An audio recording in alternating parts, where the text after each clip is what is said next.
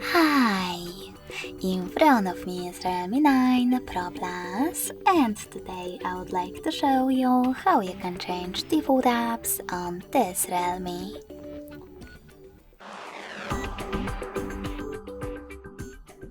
You need to begin by opening Play Store and clicking on the search bar. Now install your new default apps, in my case Opera Mini Browser. When your apps are ready, go into Devices Settings.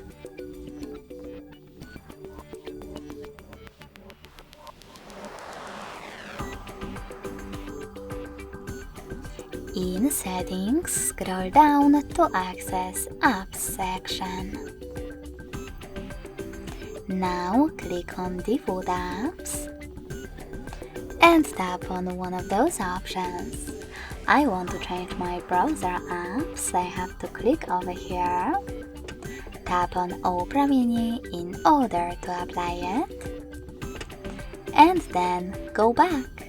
So when I do that, as you can see, my default app has changed. Thanks so much for watching. If you enjoyed this video, smash that like button, comment and subscribe. Bye!